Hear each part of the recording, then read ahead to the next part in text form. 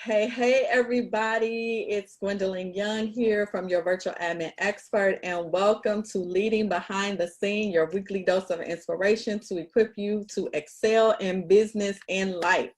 Before we jump into the episode, I want to share with you about the Genius Zone. If you have been in business less than 5 years, you can be male or female, does not matter, and you are desperately seeking accountability and community, or if you have been praying for tips for creating workflows and systems in your business, tools and strategies on how to actually stop doing everything yourself, accountability to keep you from being stuck, or you've been asking for a tribe of like-minded individuals also navigating this entrepreneurial journey, then I am talking to you. The Genius Zone was created specifically for people like you, so I encourage you to go over to thegenius-zone.com and check it out. I personally lead this group of amazing entrepreneurs where we have a private community off of Facebook because they didn't want to be on the book, monthly live Q&A calls, live co-working sessions, and live monthly master classes. We support each other through idea sharing, encouragement, and resources, and we have a ton of fun doing it. So if you know you need this, put some fire under your butt, come on over and join us. So we are continuing this month to talk about persistence, staying the course and making it happen no matter what, because it's the fourth quarter, y'all, and we still got 3 months left to show 2020 who's the real boss. So tonight I am talking to the Michael Romain. Mike is the editor and staff reporter at Wednesday Journal, and he's the founder, editor-in-chief, and publisher of Village Free Press, a completely local, independent portal of information, news, reporting, analysis, and story gathering for Proviso Township. Mike has a Bachelor of Arts degree in English and Creative Writing from the University of Illinois at Urbana-Champaign, and he is a Maywood native. So shout out to all the Maywood natives folks out there, because your boy is on the screen. He about to get to inspire us a little bit.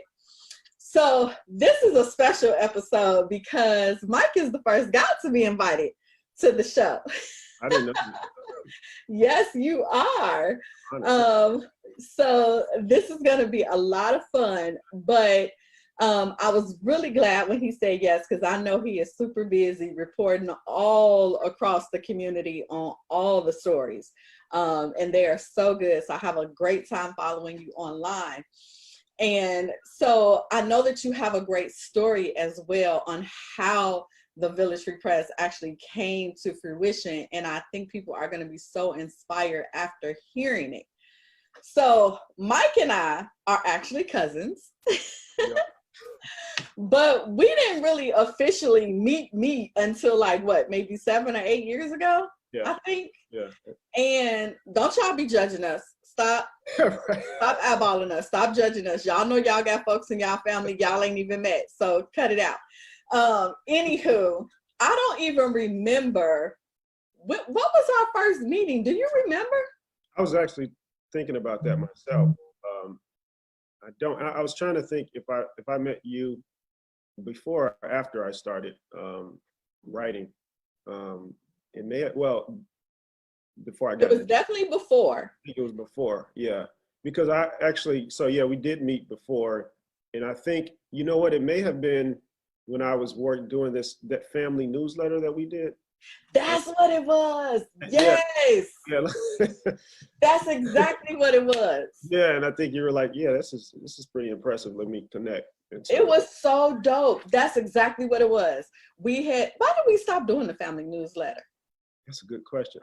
I got tired of it, and then I think we were supposed to, because somebody else was doing it, another family member was doing it, and then Bonnie, our cousin. That's right. She's like the family historian. She turned it over. Well, no, I was like, I can do this, because I was, kind of, my time was pretty free at the time. And I was just working with my dad, really. Yep, I remember. Kind of wanting to transition to do more, something more impactful. And so I was like, let me do this. And so I did it, and I think it was somebody else's turn at that point. I don't think It was. I any think one it person was. was supposed to keep doing it, but I guess it was, I did it so well. Maybe You did it so well that it was like, oh, right. Mike not doing it, so whatever. So, And it was so good because that's how we got a chance to keep up with what was happening with everybody and their kids who was graduating, whose birthday was coming yeah, up. yeah. Family, y'all watching? I'm gonna need somebody to get back to doing that newspaper, but don't call me a Mike because we busy. Yeah, no, Okay. that's a lot of work. But that's exactly what it was, and it was so good. And I was like, this is so impressive. I need to connect with him. And I remember us getting together. I think we just kind of got together. We had a session before. We met for lunch or something. And then after that, we asked you to be on the board for Cedar Hope. So you were on the board for a little bit, which was amazing. And then you just kept saying, like, you were really looking for something to do with your time. I remember you were in between jobs. You were transitioning or something from school.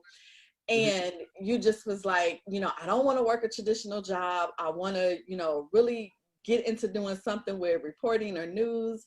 And I was just like, well, create your own, right? Like, do your own thing. And you was looking at me like, what are you talking about? And I'm like, just start reporting, like, do your own thing. And oh my God, did you ever just start reporting? Because Village Free Press is now this whole thing, recognized in the community, working with some other local newspapers. And I'm just so freaking proud of you, first of all, and so excited for what you're doing. So share with me, like, that journey. How did you go from family newsletter to now running a whole newspaper? Yeah, that's funny. So yeah, you kind of refreshed my memory about how this whole thing started. And it's good that I was working with you all.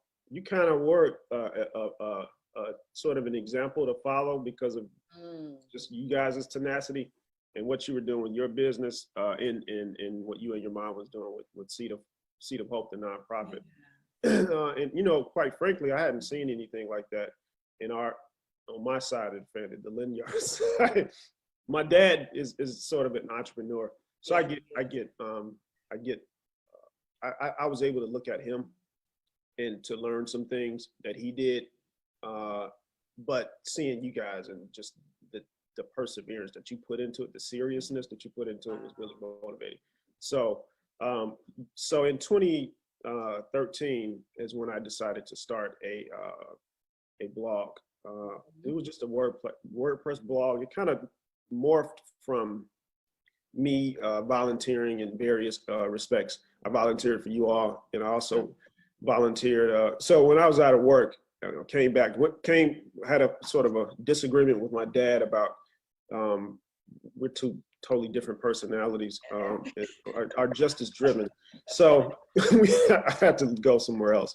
And so I went to move back from Peoria to move back with my mom, who was a River Forest at the time. And so I wasn't doing anything and didn't really have any, I would have done anything. I would have went to work at McDonald's if I could, but I didn't want to do that. Yeah. And so I'm a person that I want to go to where a need is. And if you're gifted enough to be in a place where there's need for your gift, I think it'll make space for you. That's just, I really believe that. So I just started, volunteering, I kind of fell into the reporting aspect or the blog because I kept coming upon some, various problems in the community of Maywood. So my mom had eventually moved out of River Forest into Maywood, back into my grandparents' home. Okay. And so eventually I just went and lived with my grandparents too. And so that's when I realized that like Maywood doesn't have a newspaper. It was, wow.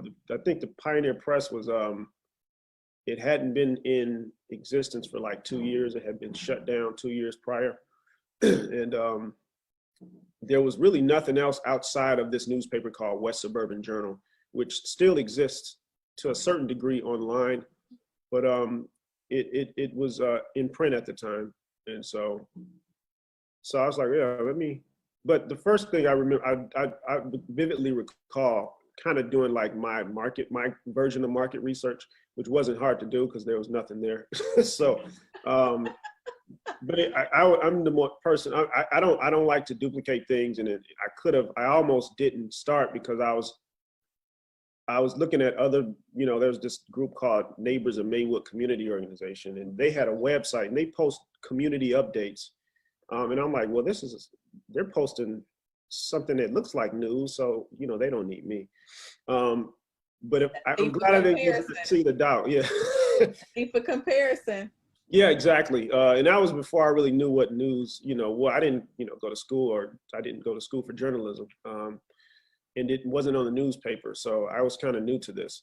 But nonetheless, I was like, okay, I will consider them my competition. I won't let that deter me from doing this. Good. And I can do things that they're not doing, And so I started writing about sort of, community issues, but going where nobody else was. No other, community journalist was going. So covering village council meetings. And it was a race in spring of 2013. And that's around the time I started blogging, and I started, I interviewed every trustee in Maywood that was running. I remember that. Every mayor. I would be like, where's Mike? They'd be like, Mike riding around with the police somewhere. And I did ride alongs, because, who else is going to ride? Nobody else is paying Maywood any attention. So it was really easy to, interview people and talk to people, especially during an election time. It was super easy. Super accessible. Everybody is accessible, and they see you have a somewhat of a platform. And so it quickly grew in a matter of month after month. I was getting more and more readers who were news starved because there was no newspaper in Maywood or Bellwood or Broadview or virtually any of the surrounding communities in Proviso Township except for Forest Park and LaGrange and maybe Riverside, Brookfield. They have their own things. So that's kind of how I got into it. It was just me going around different places and writing about it on my blog. That's amazing. So was there a time where, you're building this business, because now you are CEO, right? You are CEO, you are editor-in-chief of a growing newspaper, a growing news source. And was there a time where you were just like, you know what, why am I doing this? I'm ready to give up. Like, was there a moment where there was like so much resistance, or where you just was like discouraged? What made you like push through and just stay persistent to see it through? It's always that moment. I think I live in that moment. Because one, I don't consider myself at the helm of something like that's grand or anything. This is still like a, Have you seen the Village Free Press? Yes. Yeah, and I can break down what what exactly that entails and kind of how I make my living doing it. But I have flirted with the idea because at this point in my career, I think it could be pretty easy for me to. And I've been tempted and been offered positions of figures, so, to go into like a PR position or a communications position at some local school district, and be making $96,000 a year.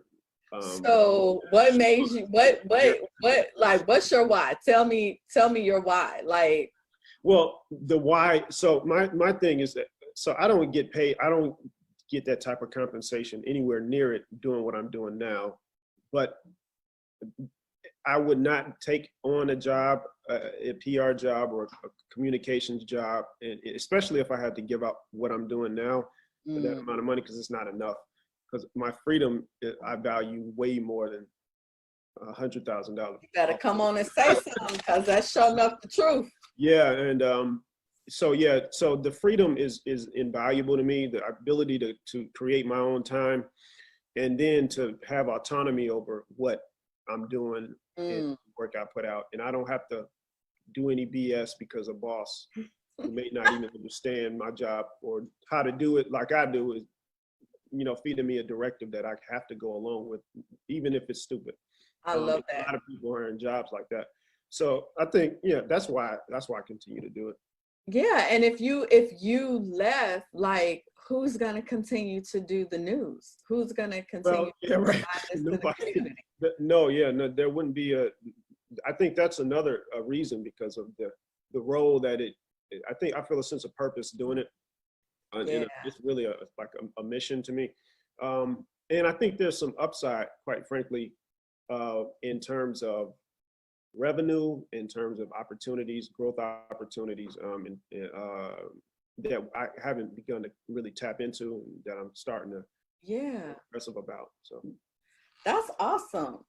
So, why do you think it's important for entrepreneurs to be persistent in the work that they do? Because I'm sure you've had some challenges in building this thing.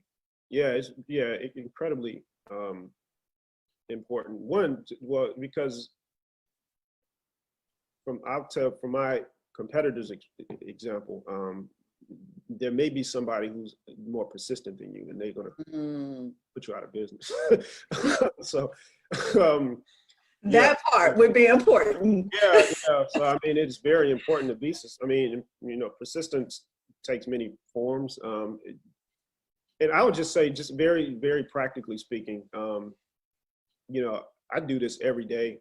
And take West Suburban Journal, for instance, which used to be a print paper here until that didn't happen. And now my print paper, which I put out every week, is running the legal notices that are bread and butter. And so that's how we pay to be in print. And that's really what pays. It's roughly half of, I would say, it's a little more than half of my gross revenue for the last 2 years. It's been that much. Even though advertising and membership and all that stuff needs to come up, that's a big part of it. And I got that because I simply outworked West Suburban Journal. I mean, and got hired at Wednesday Journal, which is a partner organization that helps publish the paper and employs me full time, because I was just a good work. And I came into a position that my publisher, my boss, had made available for me because he fired the other guy who was in it. Because he just thought I was the best. So persistence leads to failure, putting your competitors out of business. Like, I'm afraid that somebody else is working harder than me all the time. Wow. That's good. Is other organizations beyond what's in my current market. I want to be like a New York Times. I don't want to just be Village Free Press. Okay. I'll be watching. Don't forget the little people. When you start getting up here to the New York Times Press, remember when your cousin called and be like, "Can you?" This is so amazing. So, what would be your number one tip to someone who is really having a difficult time, like just pounding the pavement, staying the course, and working hard? What would you say to them right now?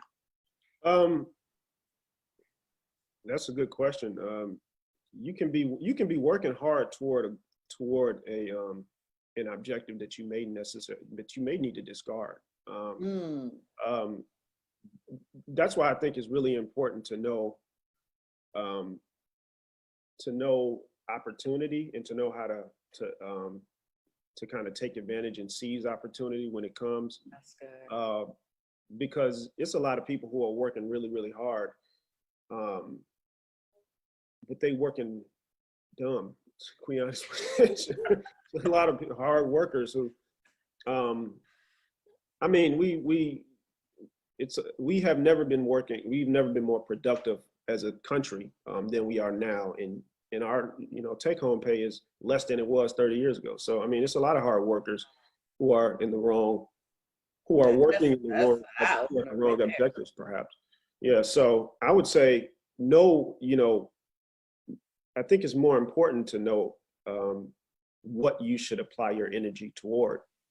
So, in finance, they call it arbitrage, which is basically, you sell low and you buy low and you pay high. And with what I was doing right now, I'm in a position where nobody else is doing what I'm doing.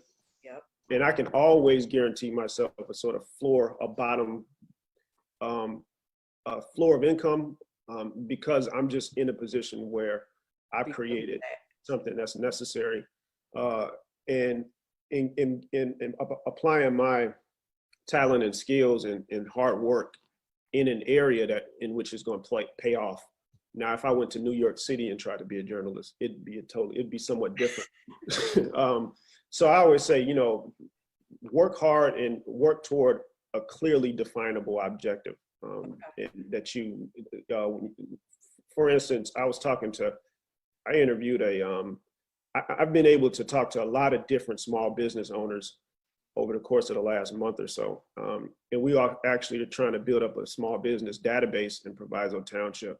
Oh, that's so that we can really create a captive audience who are going to be more likely to pay for advertising and more likely to buy memberships and things of that nature. So we want to overserve them. We want to make them think that we're vital and necessary. And so we want to grow a market in that. But in talking with different business owners, I've talked to small business owners who, for instance, I was talking to a restaurant owner in Maywood. One person, young, my age, an African-American girl my age, was in business for a few years. In business for 2 years, still doesn't have an accountant. Oh, wow. In business for 2 years without a website. But she goes to her restaurant every day and stays there for 12 hours. Wow. And is the hardest, most loneliest worker I know. Wow. I said most loneliest, but no, the loneliest worker. But sometimes that's people's reality, though. Yeah, right? exactly. And that's sometimes work. It's exactly. And then I'll talk to a business owner in Forest Park. She owns the Brown Cow. In desperate times, like everybody else, her son decided he wants to start a GoFundMe for his mom's business. In 2 days, they raised $50,000. And so I see this, and then I'm in Maywood, and I see that, and you're like missing. And so you're like, what's happening right now? Yeah, exactly. So you can work hard, but if you don't have a network, you just spinning your wheels. So, hard work needs to be joined with other things like, smart business practices, and smart processes, and a thought out business plan and approach to how you want to do things. And a network is really, really powerful. That part. I love that, because the thing about it is, if you're trying to be persistent, but you're in isolation, right, it's only going to last for so long. Yeah, you're only going to be able to keep kind of motivating yourself for so long. You have to have that community of people around you. Is so important, because you don't want to get so discouraged to the point where you don't continue on. But you also don't want to be working hard at the wrong thing. So that was a whole word too. So, oh my gosh, this was so amazing. Mike, thank you so much for your yes and spending some time with me today. No problem. I think this was so good for so many reasons: inspirational, informative, and even just showing us from a more local view, right? Because I'm in the virtual space more than I am in the local space. So it's good to bring it down to a local level and see that these businesses have some of the same challenges, probably even more challenges in the local space than we do in the virtual space, and how critical it is for businesses to be able to adapt when things like the pandemic or whatever comes our way, and be able to kind of change that. Even how you talked about early on, you coming into the game, there was somebody reporting, but then you came in from a different perspective with a fresh angle, a different lens to look at things, and grew that thing so large that they just kind of went on. So they probably weren't persistent either in trying to learn more about how you came in and did this thing, or to reach out and partner with you. You know what I'm saying? They kind of just was probably like, oh, okay, oh well. So lots of gems in this here thing tonight. So thank you so much for always saying yes when I call. Beautiful people, I hope that you were inspired tonight. I hope that you were educated tonight. If you enjoyed this, which I know you did, hit the love button, hit the like button, share it with anybody else that you think might need to hear this message. Leave us a comment, tell us your key takeaways, your thoughts. We would love to hear from you. Be sure to follow me on Facebook, Instagram, Twitter at Your Admin Expert, and be sure to subscribe to the email list on the website at yourvirtualadminexpert.com for more tips and tools and strategies that I don't typically share on social media. Mike, tell the beautiful people how they can connect with you. I got like 9 different emails, but I think there's one. BF Press. Okay. Info at bfpress.com is the shortest one. Perfect. And remember to subscribe to the Village Free Press at vfpress.news. I was about to say .com, but .news, and make a donation. Remember, this is an independent newspaper run by a young Black male in our community doing some positive things. So thank you, thank you, thank you. Thank you for tuning in. It's info at bfpress.news. You were right. Oh, perfect. Yep, it's .news. I knew it was because I looked it up before, because I was like, I don't want to get it wrong. I'm so used to saying .com all the time. I didn't want to get it wrong. Right. So guys, that was info at vfpress.news for the email, and then the website is vfpress.news. So make sure you go visit, subscribe, make a donation, support, share it on your social medias, do all of the things. Thank you guys for tuning in, and I will see you next week for another segment of Leading Behind the Scene. Have a good night.